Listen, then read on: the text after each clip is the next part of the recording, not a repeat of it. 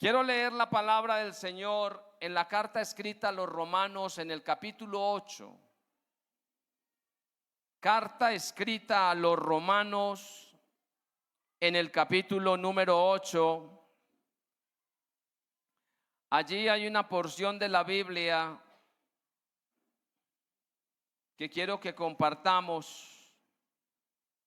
Verso 28. Romanos 8:28 dice: y sabemos que a los que aman a Dios, todas las cosas les ayudan a bien. Esto es, a los que conforme a su propósito son llamados. Amén. Y bueno, hoy nos hemos desplazado hasta este lugar para traer este mensaje, el cual he titulado Dios sabe lo que hace. ¿Cuántos creemos que Dios sabe lo que hace? El Señor no tiene ideas que no estén fundamentadas. Todo lo que Él ha hecho, lo que hace y lo que hará, todo tiene un fundamento, un propósito. Y creo que el hecho de que estemos nosotros aquí en esta mañana es muestra de que Dios sabe lo que hace. Yo no sé si usted se ha puesto a imaginar, si ha pensado en algún momento. Normalmente, donde construyen, voy a hablar de empresas grandes, de fábricas grandes, construyen los aviones más grandes del mundo. Deben tener unos hangares enormes, no para un avión, sino para una cantidad que van saliendo en serie. Entonces usted y yo vemos un avión donde le caben 400 personas y la verdad uno queda maravillado y dice: qué cosa tan enorme, pero es pequeñito comparado con el lugar donde se guarda, donde lo crearon. Hablar de un submarino, hablar de cosas tan enormes, todas ellas tienen un lugar que es mayor. Usted se ha puesto a pensar que cuando el Señor creó el universo, ¿sí se ha puesto a pensar eso? Cuando el Señor creó el universo, el lugar donde lo colocó es más grande que el mismo universo. Es dueño de todo, hacedor de todo. Todo lo que vemos, lo que tenemos, todo lo que palpamos y miramos, todo lo ha hecho Dios. Hermano querido, dentro de toda la creación, el Señor le ha dado un toque especial a lo que es el ser humano. Y ese toque es porque Dios sabe lo que hace. ¿Usted lo ha pensado? ¿Por qué el Señor lo creó todo en 6 días y en ese 6.º día crea al hombre? Porque es lo último de la creación. Pero yo no sé si usted ha pensado que lo último que Dios creó es la perfección de Dios manifestada en el ser humano. ¿Cómo funcionamos? ¿Qué cosas tenemos? ¿Usted lo ha visto? Hermano querido, ¿alguien aquí ha llegado a tener una uña enterrada? Eso es algo maravilloso.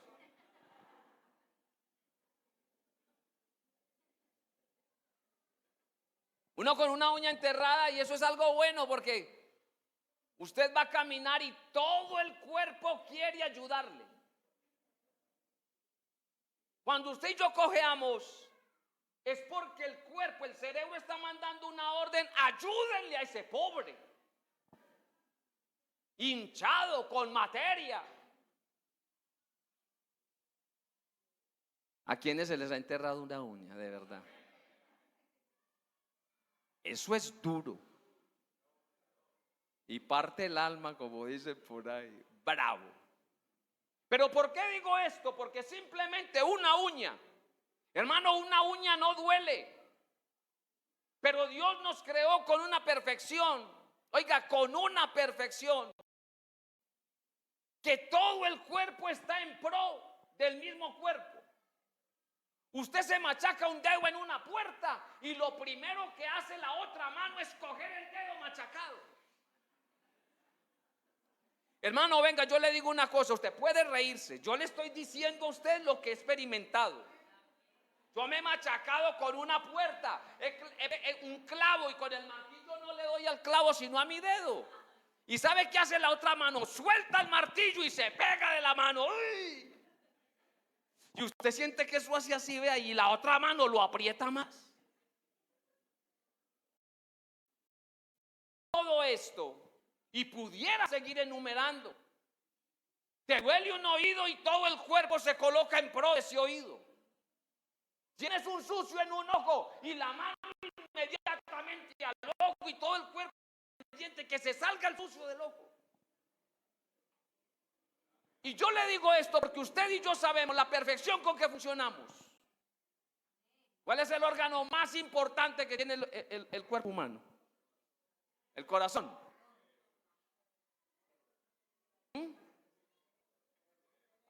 El cerebro es el más importante. ¿Qué dice usted, mija? Ella dijo que una uña. No, ella no ha dicho eso, ella no ha dicho eso. Venga, hermano, yo quiero que usted me entienda algo, y es que todo el cuerpo se necesita. Es un cerebro sin intestino grueso no funciona. No funciona. Un corazón sin pulmón no sirve. ¿Sí me comprende? Es que nos creó de una forma y de una manera que todo este cuerpo es útil. La gente me pregunta: ¿para qué servirán las pestañas? ¿Qué oficio tendrá una ceja? ¿Pero lo ha pensado o ya sabe? Yo sé para qué sirven las pestañas y las cejas. No lo voy a decir para que lo investigue, para que usted pueda buscar y pueda darse cuenta. Entonces yo le digo todo esto, hermano, porque el ser humano fue lo último que Dios creó y formó. Y yo no sé si usted alcanza a entender Dios para qué hizo unas cascadas tan hermosas de agua, para qué colocó tantos tonos de colores en las flores, para qué el Señor permitió que hayan unos atardeceres maravillosos. Y yo se lo voy a decir: nunca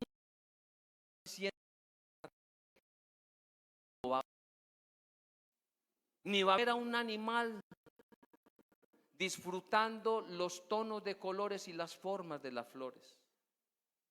Cuando usted analiza todo esto, se da cuenta que todo lo que Dios hizo, lo hizo para nosotros. Dios, ¿por qué no lo hizo todo a blanco y negro? Lo pudo haber hecho. Ahorita está de moda el negro y el gris. Y todo lo pudo haber hecho así. Pero ¿sabe una cosa? El Señor colocó tonos, colores, maneras, formas, para que usted y yo pudiéramos disfrutar de todo lo que Él creó, de todo lo que Él hizo, de todo lo que Él tiene, de todo lo que Él puede hacer. Dios sabe lo que hace, créalo, hermano querido. Si nos formó como nos formó, Él sabe que había creado. Él sabe que había creado. Esto es tremendo, hermano, porque a veces nosotros de pronto escuchamos el consejo de Dios y el consejo puede sonar ilógico. Dios recomienda y aconseja que hagamos algo y de pronto alguien dice: no, ¿cómo vamos a hacer eso? Porque creemos que Él no sabe lo que hace. Porque pensamos que nuestra sapiencia, nuestro conocimiento, nuestro entendimiento en algún momento podría ser la ayuda que Dios necesita. Olvídese de eso. Dios no necesita ninguna ayuda. Pero hay una creación que sí necesita ayuda de Él. Hay una creación que sí dependemos de Él. Hay una creación que sin Él no somos nada. Bendito el nombre del Señor. Entonces la mente natural o ciertas acciones del Señor pueden ser difíciles de comprender. Pero la fe en la palabra de Dios precisamente nos enseña que Él siempre tiene la razón. Él sabe lo que hace. Porque hay cosas que no entendemos. ¿Por qué el Señor permite que 3 varones sean lanzados a un horno de fuego calentado 7 veces más de lo normal? Es que el Señor simplemente pudo haber quitado el rey, ¿cierto?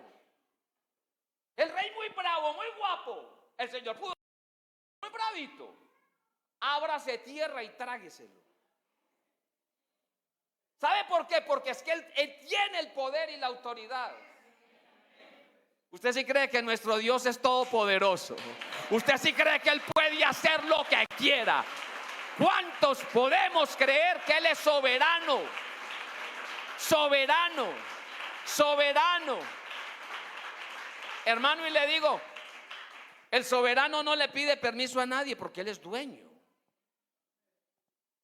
Y entonces simplemente hay cosas que suenan como ilógicas.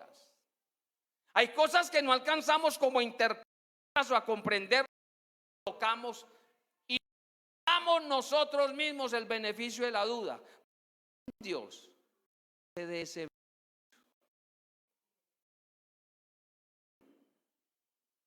No hay manera, hermano querido, no hay manera que vaya por un precipicio. Si alguien se va por un precipicio es porque él mismo lo busca por desobediente. Pero Dios no quiere eso. ¿Usted ha escuchado ese verso que dice que es mejor la obediencia que el sacrificio? O sea que Dios sí quiere obediencia. Y nosotros entonces, hermano, a veces el consejo de Dios no lo recibimos y queremos hacer las cosas no a la manera de Dios, pero sabemos que a la manera de Dios, cuando realizamos las cosas, nos garantiza que hay caminos prósperos y que hay una vida que abunda en frutos que permanecen. Frutos que permanecen. Vivir la vida a nuestra manera siempre traerá consecuencias. Es conocimiento, o el conocimiento que tenemos es limitado. Nosotros tenemos un conocimiento limitado, y eso sumado al pasado que a veces nos llega y que nos quiere volver a cargar, y ese pasado a veces se hace presente en las personas. Y muchos, vea hermano, hay hermanos que se bautizaron hace 5 y 10 años y ellos mismos no se han perdonado todo lo que han hecho. Y quiero decirle que cuando Dios nos trae a la iglesia y lo comprendemos y lo aceptamos, Él nos perdona. Y perdona de raíz. Pero como Dios hace, Dios para qué perdona al ser humano. Si la Biblia dice que si el Señor necesitara un vasito de agua, no se lo pediría a usted ni me lo pediría a mí. Entonces, ¿para qué nos necesita? ¿Para qué tanta cosa? ¿Para qué morir en la cruz del Calvario? ¿Para qué manifestarse en carne? ¿Para qué perdonar? ¿Para qué tener los privilegios que nos da?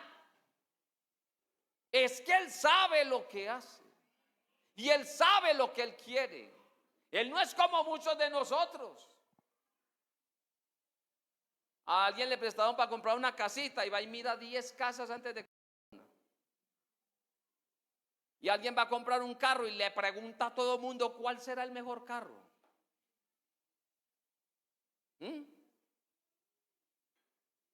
Pero el Señor no es así.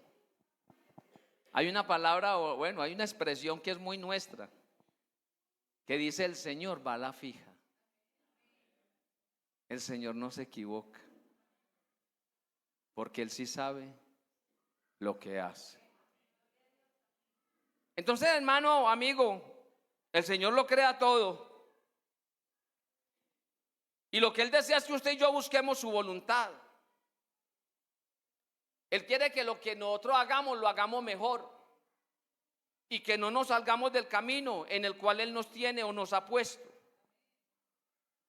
Hacer las cosas a la manera de Dios es mucho mejor. Mucho mejor. Cuando comencé diciendo que el Señor creó el universo y que mínimo tenía un taller enorme donde colocó el universo, es porque Él lo llena todo.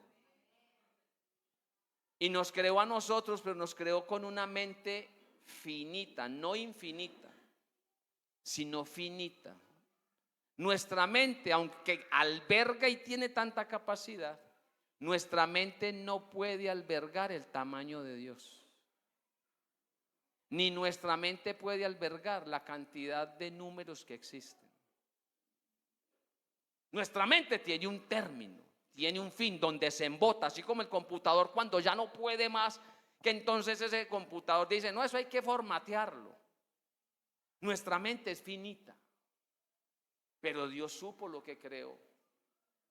Él sabía que usted y yo no necesitábamos tener una mente infinita. Él hizo lo que hizo y ha hecho lo que ha hecho, sabiendo de que usted y yo, con lo que nos dio, como nos creó, como nos formó y como nos viene encaminando, es suficiente para un día. Óigalo bien, es suficiente para un día compartir con Él la eternidad, adorándolo, exaltándolo, sirviéndolo. Él sabe lo que hace. Y entonces vienen las cosas que a veces no tienen sentido. Las cosas en las cuales muchos hombres y mujeres, creyentes y no creyentes, han cuestionado a Dios. O hemos cuestionado a Dios, porque a veces nosotros no entendemos cosas. Yo le voy a decir que no entiendo, que no alcanzo a comprender. Nace un niño y tiene cáncer, tiene leucemia. El niño tiene 6 mesecitos, no sabe qué es estar enfermo, no sabe qué es la leucemia. El niño vino a esta tierra o a este mundo porque quiere, o sea, dentro de todo lo que funciona así, él quiere vivir. ¿Cuántos han ido alguna vez a una clínica, a un hospital de oncología, pero de niños? Levanten la mano. Aterrador. Aterrador. Acabador. Una prima me invitó y me dijo, ay, Fernandito, ¿será que vos puedes ir a orar por mi niña? Y le dije, sí, pero ¿qué tiene? Y me dijo, ella está ahí en la clínica infantil, esa que queda cerquita de la Universidad de Antioquia. Está en la clínica infantil, se llama así, entra y pregunta por ella y allá voy a estar esperándolo yo. Hermano, para mí eso fue una cosa muy, muy, muy dura. Entrar y ver a esos niños que tienen cáncer, leucemia, que tienen toda esa enfermedad que es tan tenebrosa. Y uno darse cuenta, ay, el niño que estaba aquí la semana pasada ya murió y tenía 3 años. Y uno ver una persona con 80 años y oramos por él, tiene cáncer y el Señor lo sana. ¿Es normal? ¿Para usted eso es normal para usted? Pues uno porque ya entiende quién es Dios y sabe quién es Él. Pero a uno le queda en la mente. Un hermano salió de la vigilia de fervor y se regresó para Marinilla y en el camino se mató. Este año. Pero los que caminan por ahí embriagados, vueltos nada en moto, caminan para arriba y para abajo. Y no les pasa nada y dicen que el diablo los cuida. Olvídese de eso. Olvídese de eso. El diablo no va a cuidar a nadie. El diablo quiere que nosotros perezcamos. Él vino a hurtar, a matar y a destruir. Pero el que usted y yo conocemos ahora ha venido para que tengamos vida y vida en abundancia. Ha venido para que lo conozcamos a Él y para que dependamos y esperemos en Él. Entonces, como Dios sabe lo que hace, Dios sabe lo que hace. Pero alguien en algún momento no comprende que Dios está en control de todas las cosas. Sea que muera un niño o que viva un anciano, Dios está en control de todo eso. Nosotros debemos saber que Dios sabe lo que hace y que Dios puede cambiar las cosas a nuestro favor. Yo, hermano, no estoy diciendo que el anciano no tenga derecho a ser sanado. Eso no lo estoy diciendo. Yo estoy diciendo que simplemente a veces no entendemos. No entendemos por qué las cosas pasan así. Pero nuestro Dios tiene el control y Él sabe por qué. Él sabe por qué cada cosa sucede así. Yo no sé si alguien se acuerda de qué sucedió el 11 de septiembre del 2001. 11 de septiembre del 2001. Las Torres Gemelas, eso impactó el mundo, ¿cierto? Y en estos días estaba leyendo algo y dice que una compañía y de otras compañías que funcionaban en esas dos torres. ¿Y a quiénes invitó? Invitó a los que sobrevivieron a ese atentado. Y les voy a contar, porque nosotros a veces no entendemos por qué pasa lo que pasa. Entonces dice que en una reunión, un día en la mañana, el jefe de seguridad contó historias de por qué mucha gente se había salvado en ese desastre. Y entonces alguien dijo, el director de la compañía se le hizo tarde ese día porque era el primer día de kinder de su hijo. ¿Sí me comprende? Alguien que trabajaba en las Torres Gemelas, exactamente, un director. Ese día su niño entró por primera vez a clase en un kinder y no llegó a tiempo al trabajar. Y por eso se salvó. Dice que una mujer se retrasó porque su despertador no sonó. ¿A cuántos les ha pasado eso? Que no le suena el despertador.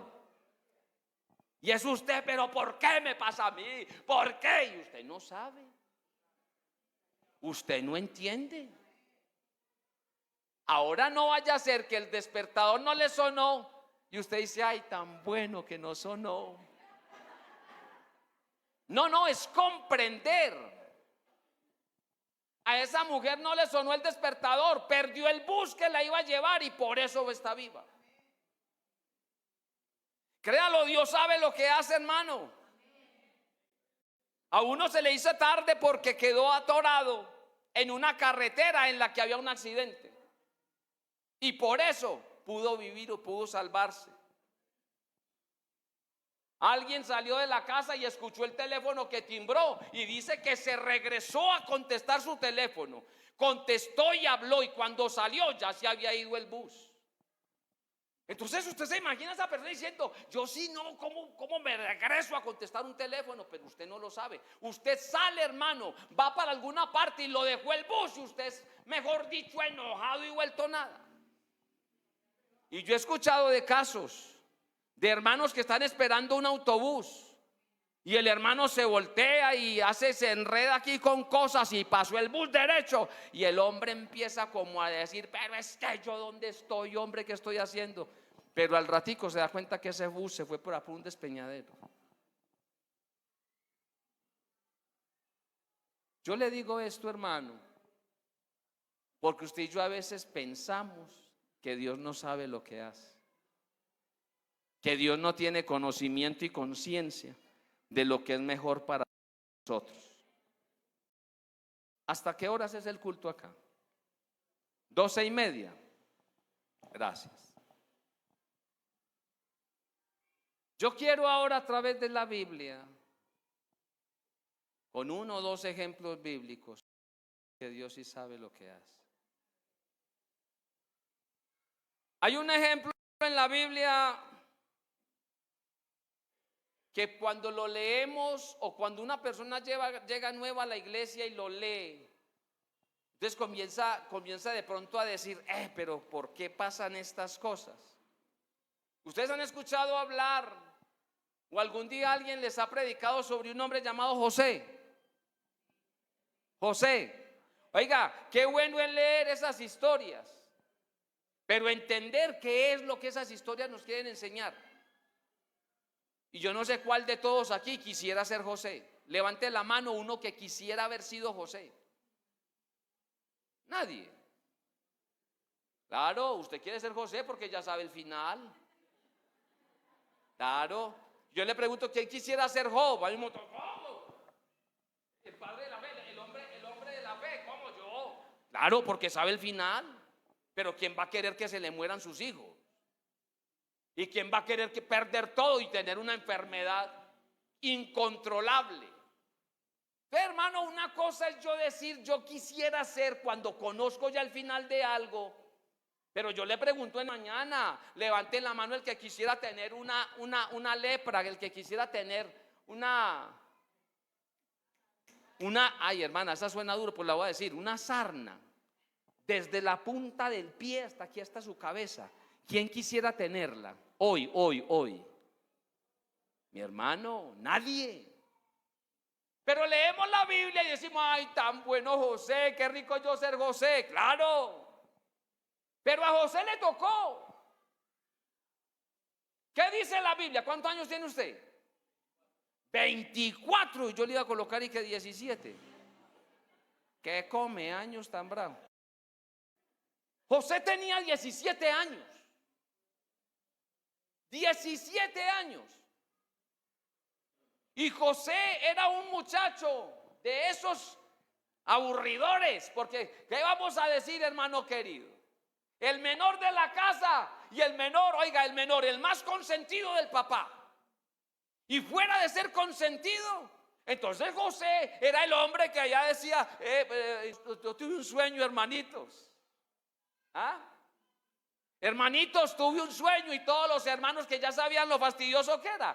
Yo me imagino, hermano, vea, lo que le voy a contar, la mente nos permite. Vayámonos y nos paramos al lado de José. Eso fue hace muchos años. Y usted y yo sabemos que José es un fastidioso. Y que José se mantiene diciendo que es mejor que sus hermanos. Y que José es un muchacho que como es el preferido. Entonces yo me paro al lado de José y yo veo a José cuando se arrima a sus hermanos. Y de pronto sus hermanos diciendo y mirándolo fastidioso. Es que no es sino arrogante. Y abre la boca José y dice, y que oiga hermanitos, tuve un sueño. Y todos ellos así escuchándolo. Vean. Tuve un sueño, hermanitos. ¿Y qué soñaste, José? Soñé que yo iba y recogía, o que estábamos haciendo unos manojos, y que el manojo mío estaba erguido, parado así como estoy yo. Y dijo, y el de todos ustedes, los manojos caían al piso delante del mío. Hermano, ¿qué van a pensar los hermanitos? Hermano, ¿qué van a pensar los hermanitos? Ganas de pegarle de la boca, yo no sé, de hacerle algo. Y entonces más lo miraban con desprecio. Pero José dice, tuve un segundo sueño, y ese segundo sueño ya se lo cuenta al papá, a la mamá y a los hermanitos. ¿Y qué soñaste? Y que soñé que el sol, la luna y las estrellas se postraban ante mí.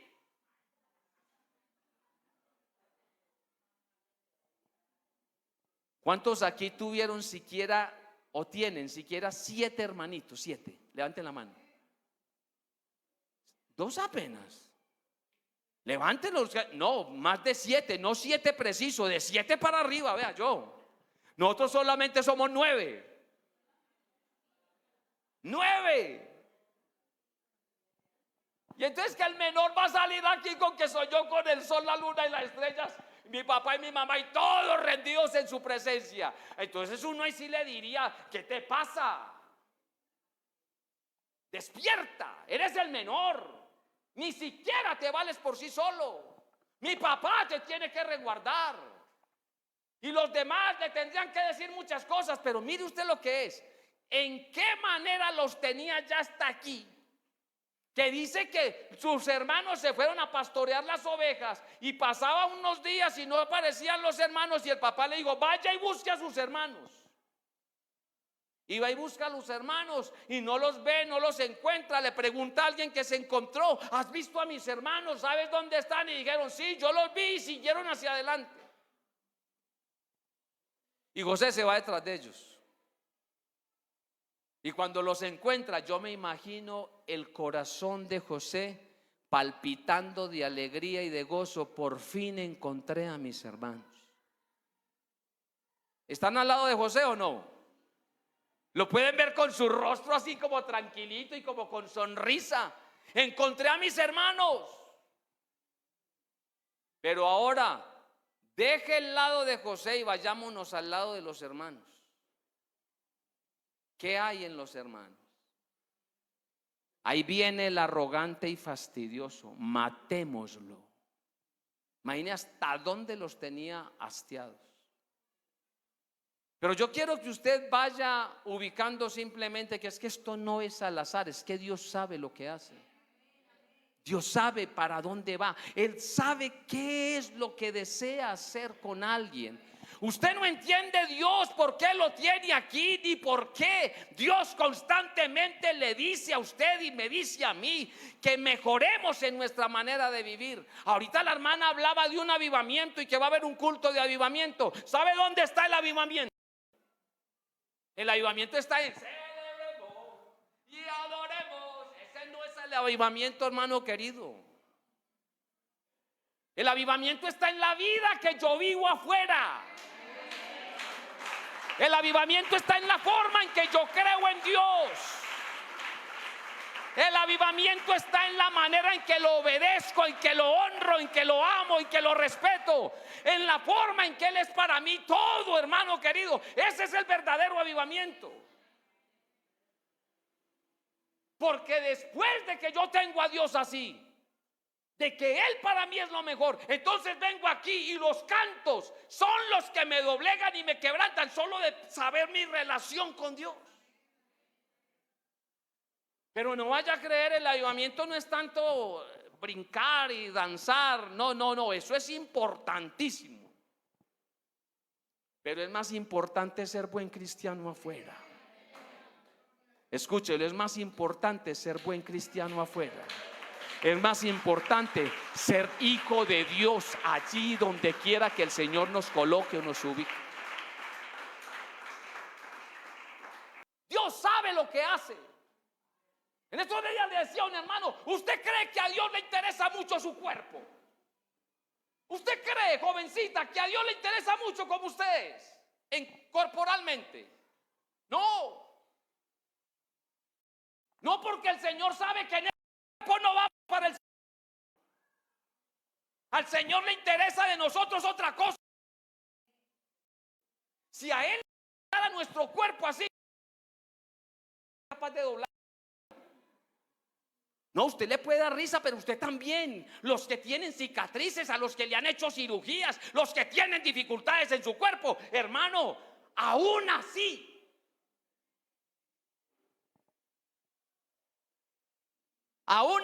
les voy a contar. Si los hombres se están preparando para ir a los planetas, esto es viejísimo, nosotros nos iremos al cielo con Jesús. Nos iremos. ¿A dónde? Al cielo con Jesús. Ni carne ni sangre van para el cielo. Por eso a Él no le interesa esto.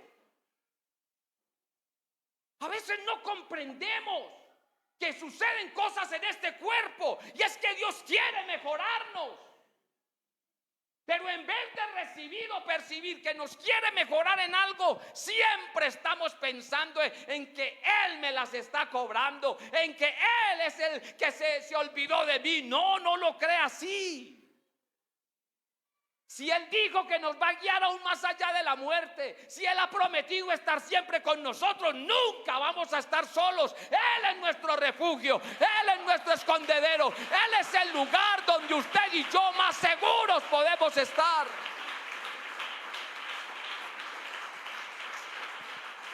Y vea, le digo, hermano, vea, en algún lugar, en otra iglesia donde estuve, eso había sido por ahí en Marte, yo fui pastor por allá en una iglesia. Y me dicen: pastor, hay un joven que lo está reclamando a usted. El joven dice: tráigame al pastor. Y yo dije: bueno, si él está diciendo que le lleven al pastor, vamos. Y fui a la casa de él y cuando llegué encontré un joven de 17 años paralítico.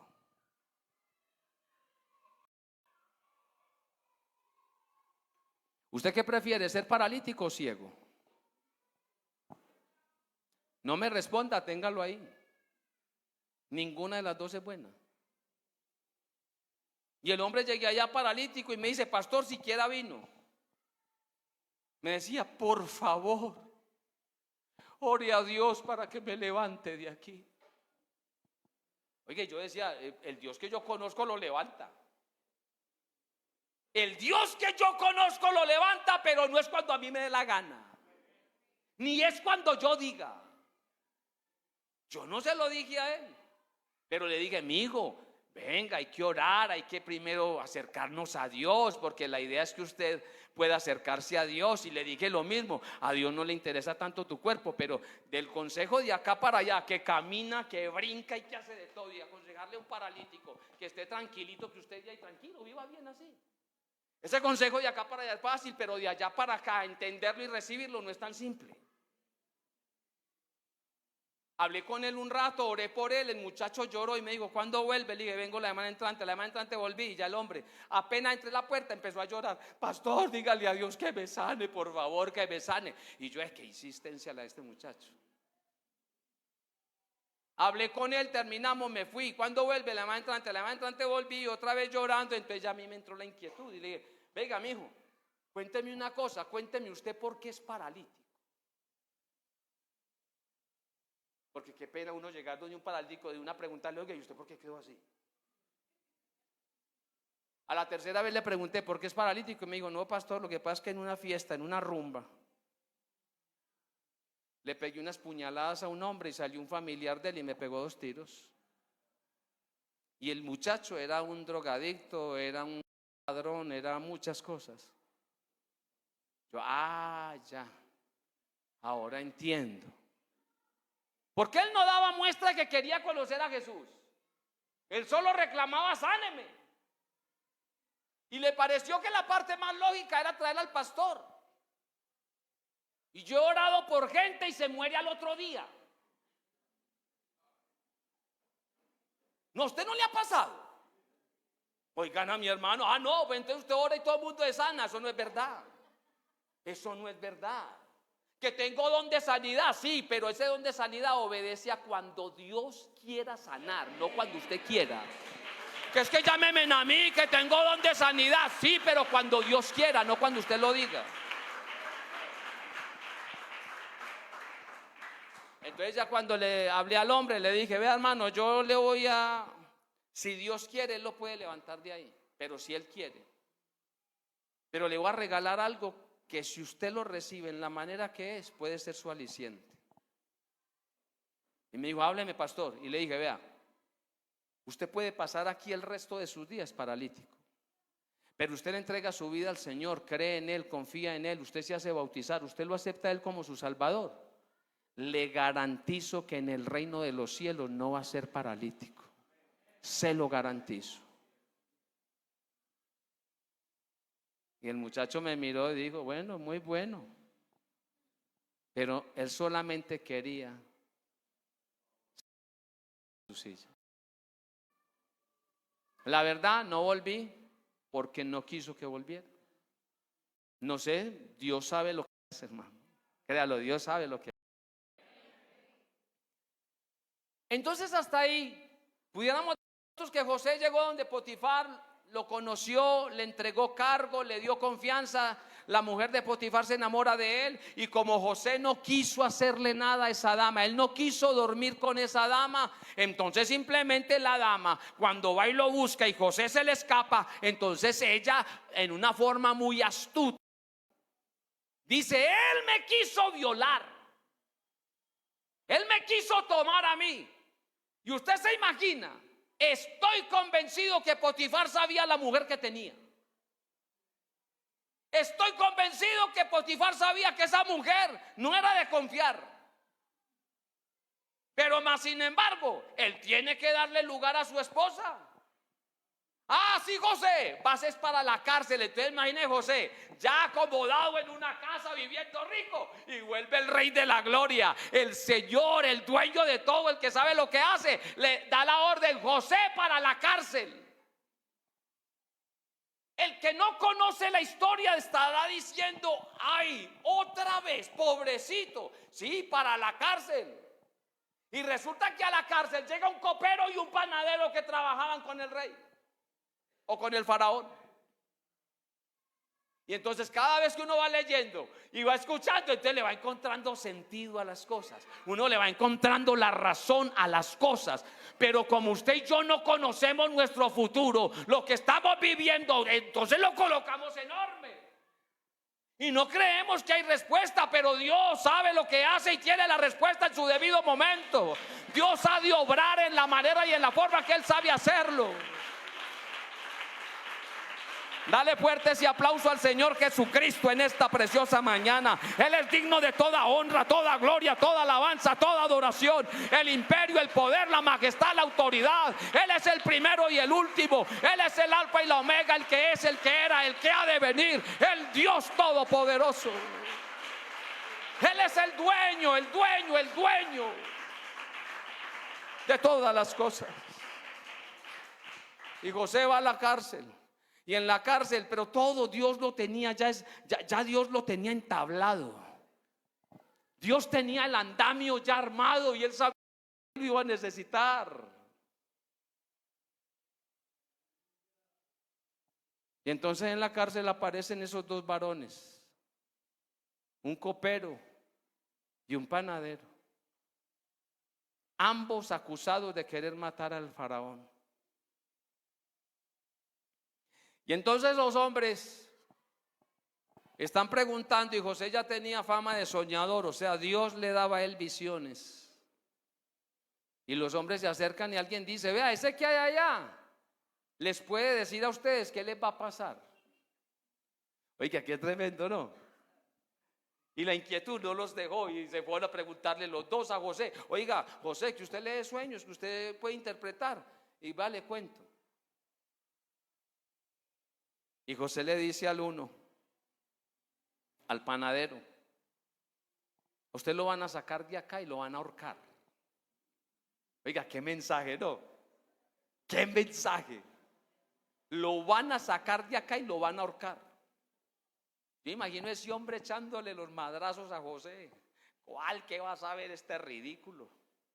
Pero al copero le dice: y usted va a volver a ocupar el puesto porque usted va a salir inocente. Y resulta que el tiempo lo dijo: al uno lo mataron y el otro salió a ocupar su puesto. Entonces la fama de José se difundió, se multiplicó la fama de José. Eso era lo que Dios quería, porque Dios en casa de Potifar, ¿qué fama iba a coger? Fama la tenía que coger en la cárcel. La formación era en la cárcel. Escúchelo. La formación es en la prueba. La formación es en la dificultad. Y vea, yo se lo digo, un hogar que no tiene problemas normalmente no crece. Es que en los hogares las dificultades nos enseñan a subir peldaños. Las dificultades nos enseñan a crecer matrimonialmente. Las dificultades nos enseñan a perdonar, a pedir perdón, a honrar, a amar. Las dificultades nos colocan en mejores lugares. Pero el que ve la dificultad como el acabose, como que ya no hay nada, entonces se equivoca. Entonces resulta, hermano, de que José allí cogió la fama. ¿Y cómo le parece que Faraón tiene un sueño? Le va encontrando el sentido a las cosas. Dios sabe lo que hace. Entonces Faraón tiene un sueño. Y coge Faraón y queda inquieto y dice, como Faraón tenía alrededor de él un montón de personas que no conocen al Dios verdadero, sino que le rinden tributo, le rendían tributo a otras deidades. Faraón dice: me tienen que interpretar y me tienen que decir soñé. Cosa brava. ¿Y cómo le parece, hermano querido, que el copero al que José le dijo: usted va a volver a ocupar su puesto? El copero, ¿por qué lo llaman el copero? Porque simplemente, si aquí me traen a mí este tinto, el faraón no se lo tomaba así. Alguien tenía que probarlo. Y alguien primero que Faraón, pero esa es la forma. El copero estaba para eso. Entonces el copero le dice: oiga, mi señor, conocí a alguien en la cárcel. Usted acabó de salir de la cárcel, le va y pide empleo y le dicen: jamás. Oiga, eso no es verdad. Acabando de salir de la cárcel. Hermano, digamos gloria a Dios. Más fuerte, todos decimos.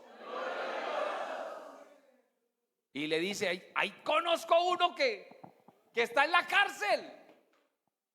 ¿Y usted cree que Faraón dijo no? Es que Dios lo tenía arreglado.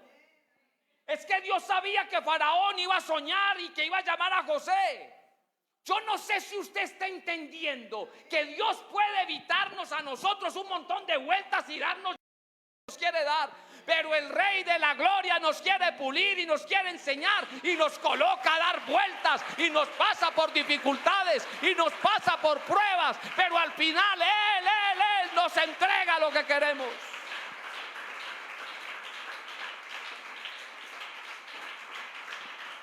Hermano, le ha tocado duro para su salvación.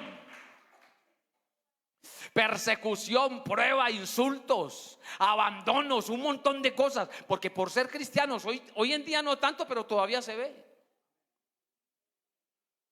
Pero imagine cómo tenía el Señor preparado a Faraón, que cuando escuchó que un preso interpretaba sueños, dijo, tráiganlo.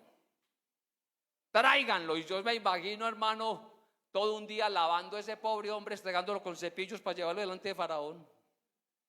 ¿Usted se imaginaba eso?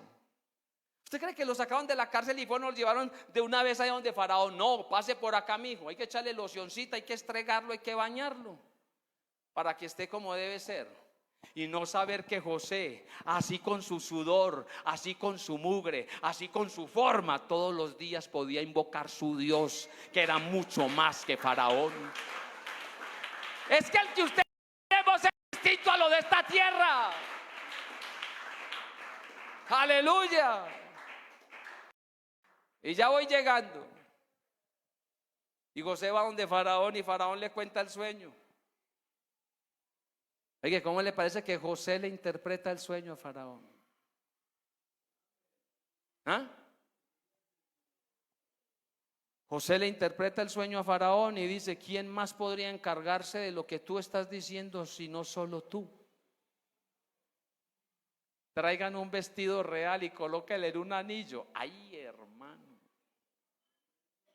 ¿Usted se imagina? Yo me imagino a José llorando cuando lo metieron a la cisterna. Porque José como que era lloroncito. Y lo metieron a la cisterna y allá lloró. Lo vendieron como esclavo y allá lloró. Ahora lo metieron a la cárcel y allá lloró. Y ahora está delante de Faraón y yo me imagino a José así como nosotros.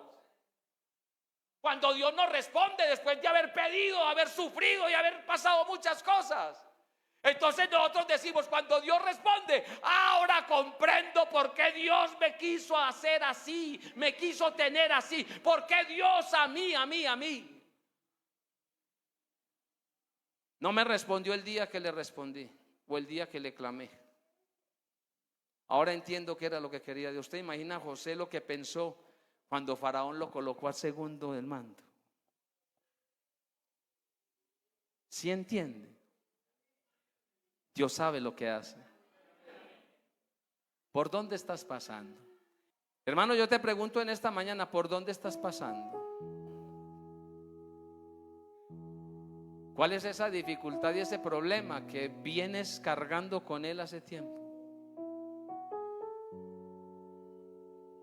Y que no has alcanzado a entender por qué estás viviendo esto. ¿Cuánto llevas pidiéndole a Dios por tu hijo, por tu hija? ¿Cuánto llevas clamando a Dios por tu familia, por tu hogar?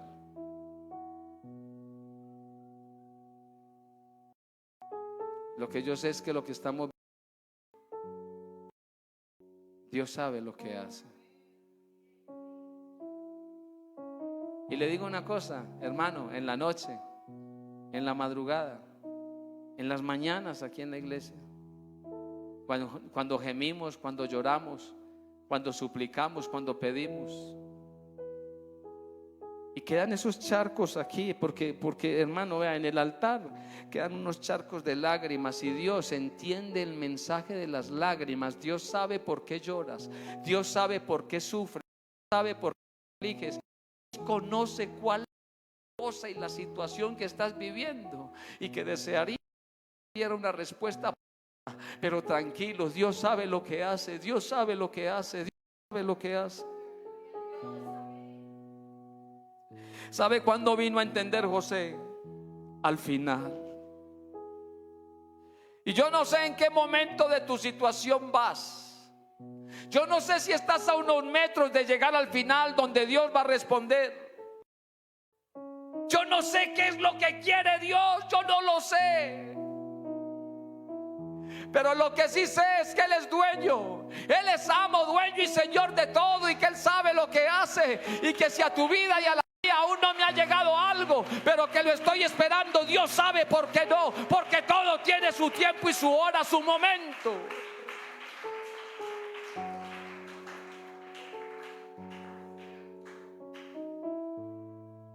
José quedó al segundo al mando, y si usted se da cuenta, el Señor hizo todo eso para librar toda una nación de algo que venía. Y para librar esa nación utilizó un hombre. Porque toda la familia de José ingresó a Egipto. Ingresan a Egipto con todos los privilegios, 72 personas, con todos los privilegios. Pero a medida que se van multiplicando, se van pasando sus privilegios. Y ese José que entró a ser el segundo al mando, después de que muere y pasan 400 años, ese pueblo que entró a Egipto ahora es esclavo. Y esa esclavitud fue la que Dios usó para levantar a un hombre llamado Moisés. ¿Entiendes la vida de Moisés? ¿Entiendes la vida de Moisés? Lanzado al agua porque estaban asesinando a todos los varones en su época. Guarda con un propósito, hermano. O sea, en Dios yo entiendo la perfección de Dios, hermano, pero nosotros somos imperfectos y a veces no lo entendemos y queremos todo que sea ya. Y quisiera decirle, mi hermano, que a los que amamos a Dios todas las cosas nos ayudan para bien. David, Elías, Noé, Daniel. ¿Sabe alguien quien a mí me da muchas vueltas? Es Juan el Bautista. El hombre que la Biblia había ya identificado y decía que era el que le iba a preparar el camino al Señor. Yo no sé si usted algún día se ha imaginado, por eso leo la Biblia y me voy, y yo me meto en la prisión precisamente con Juan el Bautista. Y yo a veces como que me siento al lado de Juan y quisiera preguntarle: Juan, ¿qué crees tú que va a hacer el Señor? ¿Crees tú que el Señor te va a sacar de esta prisión? ¿Crees que vas a tener tiempo de acompañarlo mucho más tiempo? ¿Qué crees? Y yo no sé qué esperaba Juan, pero cuando menos pensó, abrieron la puerta para decapitarlo. Y le cortaron la cabeza al hombre que le arregló el camino al Señor, o que le preparó el camino al Señor. Era joven, era primo de Jesús. ¿Y por qué el Señor permitió eso? Hay cosas que a veces no entendemos, pero todo tiene un sentido. Hay un ejemplo de algo y yo quiero ir cerrando con esto. Se habla de una familia misionera que fue a predicar el evangelio a un país donde es prohibido predicar el evangelio. Y dice que se colocaron y se ubicaron en un pueblo y allí comenzaron a predicar y la gente comenzó a creer. Y el que dirigía el pueblo era un comandante del ejército. Y cuando se dio cuenta que ese misionero estaba predicando a Cristo y que la gente se estaba convirtiendo, entonces aquel hombre dijo: les voy a dar una escarmienta que nunca van a olvidar. ¿Y sabe qué hizo? Citó a todo el pueblo a cierta hora en la mañana del parque. ¿Y sabe qué tenía? Tenía una retroexcavadora en todo el parque y había un hueco hecho. Y trajo a la familia misionera, pastor, esposa e hijo. No lo entendemos. Y delante de todos sacó un altavoz y dijo: delante de todos les digo para que crean y sepan que no es que yo quiera y que sea malo, pero si estos tres no niegan a ese tal Jesús, los entierro vivos. Lo entierro vivo. Y por el altavoz les pasan y bueno, ¿qué dicen? Y dicen que el misionero estaba tembloroso. El misionero estaba allí con dificultad. Y se acercó su esposa y le puso la mano en el hombro y le dijo: mi hijo, no lo vaya a negar. Tranquilo, que si no nos morimos hoy, nos morimos otro día. Pero ¿cómo negar al que nos lavó, al que nos limpió, al que nos compró a precio de sangre preciosa? Dijo: fuerza, fuerza, fuerza. Y el hombre tomó fuerza y dijo: no lo niego. ¿Cómo negar a mi Cristo? Y digo, para que todos vean lo que les sucede, los enterraron vivos a los tres. Murió la familia misionera. Pero dice que la gente en el pueblo vio la fe de esa gente y decían: pero ¿por qué permitieron que les hicieran si solo era cuestión de negarlo? Y los mataron. Pero a partir de ese momento comenzó el evangelio a multiplicarse en ese lugar, y dice que creció una iglesia enorme solo con el testimonio de tres que no negaron a Jesús. Dios sabe lo que hace. Por eso te insisto, tu cuerpo y mi cuerpo no son tan importantes para Dios, pero esa alma que tenemos, esa con la cual nos comunicamos con nuestro Dios, y ahí es donde nosotros sentimos sus bendiciones, esa es la que Él quiere. Por eso, hermano, yo no sé si usted pueda creer en que Dios sabe lo que hace. ¿Será que hay alguien aquí que le está pidiendo algo al Señor?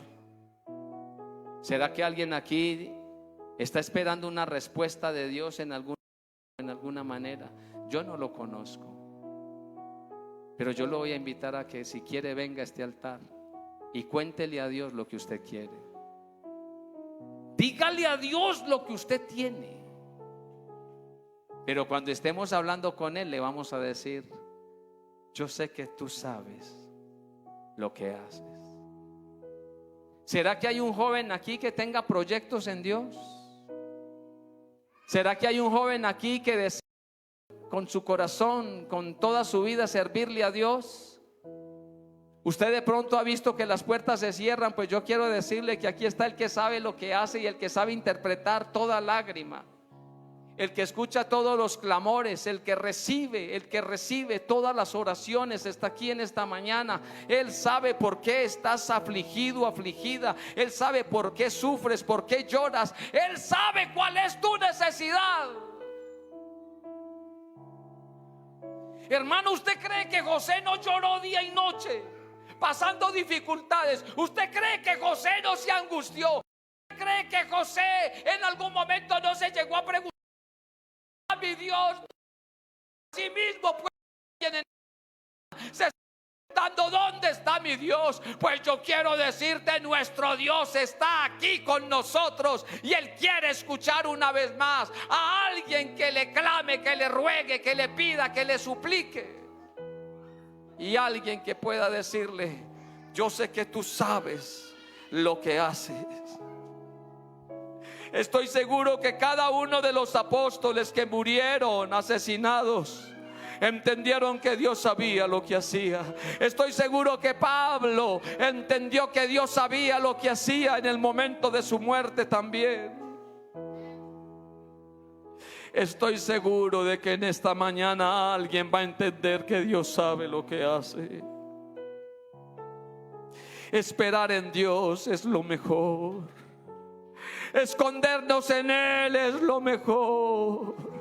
Recibir de Él la ayuda y la bendición es lo mejor. Por eso en esta mañana, querido hermano, querido amigo, clamemos al Rey de la Gloria. Vamos a orar en esta mañana. Que sea Dios, que sabe qué es lo que Él va a hacer, el que obre en la vida de cada uno de los que estamos aquí. Que sea Dios. Él sabe lo que hace con esta iglesia de Versalles. Él sabe lo que hace con cada hogar y cada familia. Él sabe lo que hace con cada petición y necesidad que hay. Él sabe lo que hace con cada uno de los que están allí, pasando por momentos difíciles. Soberano y amado Dios, en esta mañana, Señor, tu palabra que es consuelo, tu palabra que es bendición, tu palabra que enriquece nuestras vidas, tu palabra que nos da aliento y fuerza. Esta palabra en esta mañana, Señor, tú nos enseñas que todo lo que haces tiene un propósito, y todos los que estamos aquí, oh Señor, los tienes aquí con un propósito. Permita que lo podamos entender.